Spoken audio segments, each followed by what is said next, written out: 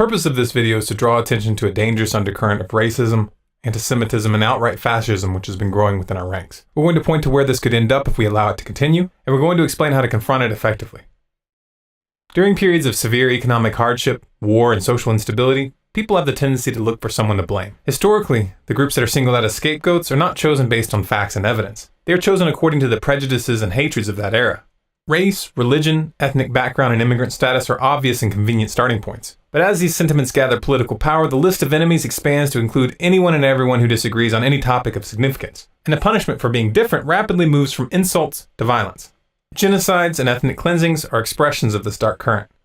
It would be a grave error to assume that humans have evolved out of this pattern, or that the conditions which give rise to these tendencies will never be in play again. The reality of the matter is that the global economic downturn that we're experiencing right now is already providing a breeding ground for fascist, racist, and outright neo-Nazi groups, and the internet has given them a vector to spread their ideologies. Unfortunately, many of these types have infiltrated libertarian, conservative, and conspiracy-oriented circles. All you have to do to verify this is to visit the comment section of virtually any article or video which talks about the banking and monetary system or government cover-ups and corruption. Even more unfortunate is the fact that there are certain media figures, and we won't mention any names here, which are taking advantage of those racist and xenophobic sentiments and helping them grow. Like any social phenomenon, racism operates on a spectrum, with soft-core insults about the intelligence of certain ethnic groups on one end and hardcore neo-Nazi rhetoric on the other. These are not, however, separate and distinct phenomena. One does not go from being a normal, open-minded member of society to being a fan of Adolf Hitler and Heinrich Himmler overnight. There's a transition. People become acclimated to racism gradually. Once they have become comfortable with the softer versions, more extreme ideologies then seem reasonable. So what exactly are we talking about here when we refer to the more extreme end of racism? Well, rather than discuss it in an abstract sense, let's look at a real example. This page is from a website that someone who was on my friends list on Facebook shared last week. We've blurred out the name of the website and the name of the author to avoid sending traffic their way. The article that this particular person shared contained what I would categorize as low-level anti-Semitism. However, upon exploring the site for a few minutes, I found their manifesto, and that's what we're looking at here. This manifesto starts by explaining how they believe that they will rise to power, and thereby be in a position to implement their politics. They don't call for the violent overthrow of the US government, but rather they advocate taking advantage of its collapse to gain power. Essentially, it's the same strategy that Hitler used. Once in power, they state that they will, quote, immediately enact decisive measures to the end of establishing white racial homogeneity in the United States. U.S. armed forces will be deployed within the United States to deal with non-white immigrants. And those immigrants will, quote, be rounded up and interned in concentration camps until they can be shipped back to wherever they are from, end quote. Now, the rounding up of non-whites wouldn't be limited to first-generation immigrants. The African-American population of the U.S. will, quote, have the option of repatriation to Africa or movement to a geographical area within the United States that is allocated to them. So basically reservations like the Native Americans were herded into. The manifesto goes on to say that, quote, blacks will not be permitted to possess firearms or deadly weapons of any kind until which point they are transferred to their own lands, as they have proven that peaceful coexistence is incompatible with their genetic nature, end quote. And not surprisingly, they have plans for the Jews as well. Quote, all Jews will be forced to wear identifying markers, so as they will no longer be capable of their methods of deceit. Many of them will be interned in concentration camps until a colony which is to be regulated by an international body can be established for them. The end goal will be to have all Jews removed from North America, as well as the nations of our brothers in Europe and elsewhere, end quote.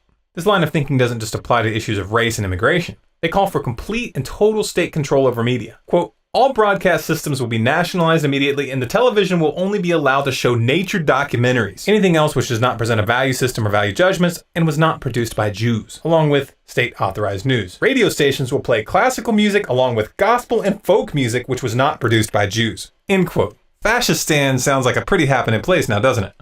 But wait, there's more! Quote, a council on positive media will be formed to make decisions about what can and cannot be consumed by the public at large, end quote. So basically complete and total censorship. And this goes for the internet as well.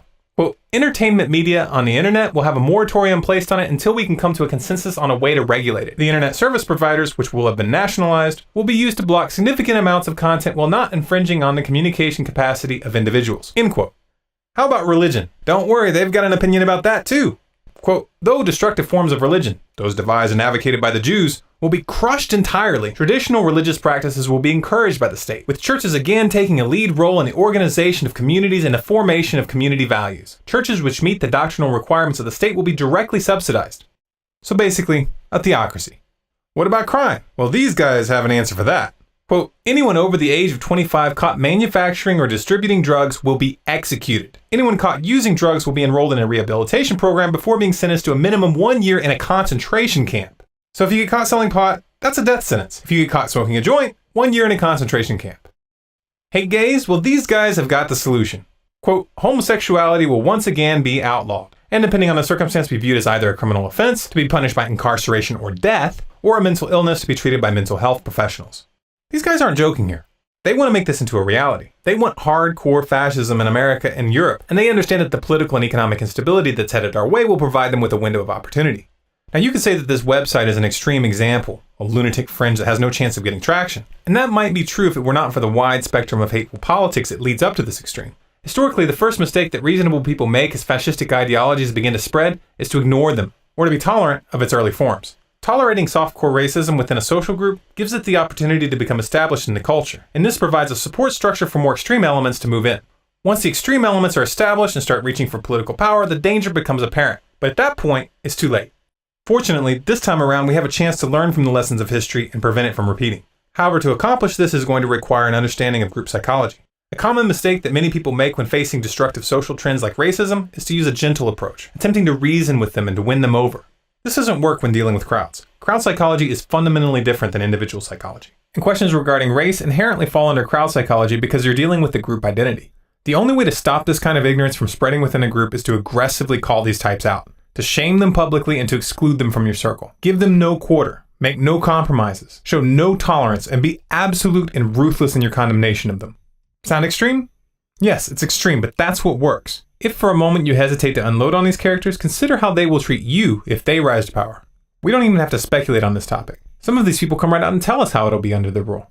For example, on this same site we were just looking at, they have a section regarding the members of the Truth Movement that they consider shills due to their refusal to demonize the Jewish people. Among them are Luke Rudkowski, Jason Burmis, Mike Rivero, and Webster Tarpley. For the crime of expressing opinions that this fascist disagrees with, he proclaims that they should be, quote, subject to criminal prosecution and, depending on the rulings of a fair and just court, either be executed for treason or interned in a concentration camp, end quote. Let that sink in for a moment. These people would literally kill you or throw you in a concentration camp for saying something that they don't like. That's where this ignorant, xenophobic crap leads. And every time you stand silent while someone targets an ethnic group, another race, or religion in your midst, you are facilitating their rise. It's up to each and every one of us to make it clear that this is not okay, that this will not be tolerated in our circle, that anyone who makes the mistake of attempting to spread these hateful ideologies will be shunned and ostracized by their peers. We don't need to accommodate racists. We don't need the ignorant fringe. We can afford to push them away, and in fact we must, because if we don't, then we will be lumped together with them, and that is a recipe for disaster. For more videos like this, subscribe to Storm Clouds Gathering on YouTube. For updates, bonus content, and to influence future videos, follow us on Facebook at facebook.com/stormcloudsgathering. Our Twitter handle is Collapse Updates, and our website is stormcloudsgathering.com.